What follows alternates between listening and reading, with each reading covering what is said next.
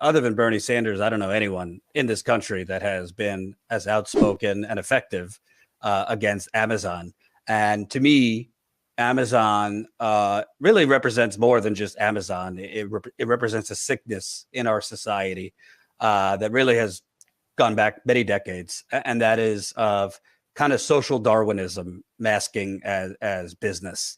So many stories have come out recently about Amazon retaliating against workers who have tried to unionize, threatening workers, people saying, we'd be fired if we go to the bathroom too often at work. I've reported recently on a woman, a 38-year-old woman in Virginia, who was made to test coworkers, conduct nasal swabs on coworkers for COVID for many, many months. And in January, she just, at 38 years old, dropped dead. Don't know what of, because the family was too poor to do an autopsy, but we do know that she was doing COVID testing. She's not a nurse, not a doctor. I know, based on my reporting, Amazon intimidated workers not to speak about Pashawn Brown's death in the warehouse. I mean, the examples go on and on and on. So with that, we have the attempted unionization in Alabama. Right now, I believe it's, soon they'll be counting the votes. It's been mail-in voting.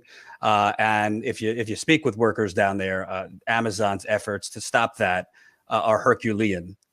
So I want to ask you, to you, I mean, whatever happens, hopefully it does pass and they are unionized. What does this fight represent, the people of Alabama, and what should progressives, how should progressives view this, whether they successfully unionize or not?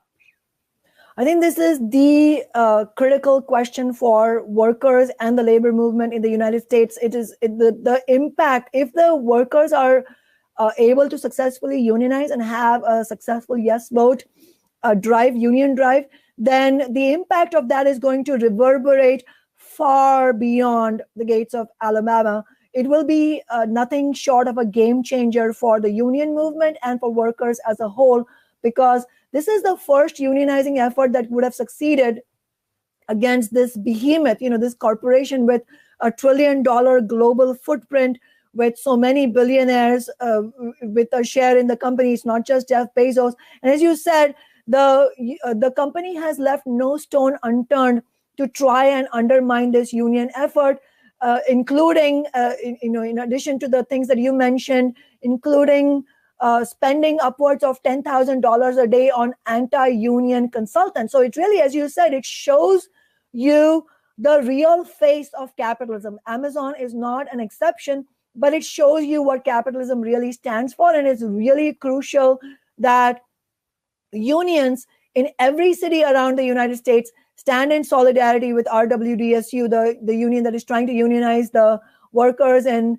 Bessemer, Alabama. And in fact, socialist alternative members are on the ground standing with the union members there and the union organizers there and with the workers, and really helping to push that effort. I think that solidarity is going to be crucial for the workers, not only because the union struggle in itself is important, but because of the impact it could have beyond that. I have no doubt that it will help, if this vote is won, it will help union struggles in Amazon warehouses around the nation, but also in really helping to do what we really need at this moment is not just a revitalizing of the union movement, but a really root and branch renewal of the labor movement, where we need a real shift away from what we have seen in the last decades, which is business unionism, where most of the business leaders come in as staff who believe that their main role is to manage expectations of their members and to really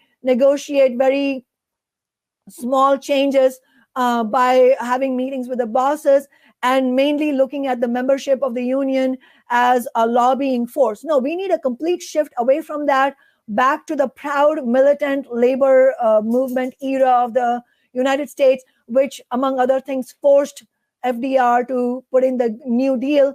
And that was a militant, democratically organized union struggle led by socialists inside the union movement, where the members of the union were fighters.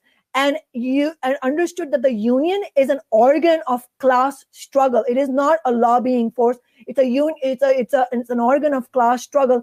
That is what we need. And I think the unionizing drive in Alabama is a beginning of what we need to see. It was important that West Virginia teachers also won the victory. It's also crucial that Bernie Sanders is relentlessly calling out Amazon for its anti-union efforts, and his voice is extremely important. And I think at the end of the day, we also have to talk about how these union struggles need to succeed, and also we need to raise the question of democratic public ownership of these big corporations like Amazon, the energy corporations in Texas, who really caused such untold misery for over 4 million people in the state during the frigid temperatures, the democratic public ownership of fossil fuel corporations, because without that, we are not going to be able to move towards clean energy. So I think all of these larger questions are wrapped up in this, and it is crucial that we bring in all kinds of solidarity to bear so that we stand with the Amazon workers in Alabama. Hope you enjoyed that last video. Hop on over to statuscoup.com where you can sign up for our email list and become a member for as low as $5 to $10 a month. Membership is how we grow. That's statuscoup.com/join. And remember, join our email list so we can grow the revolution with you.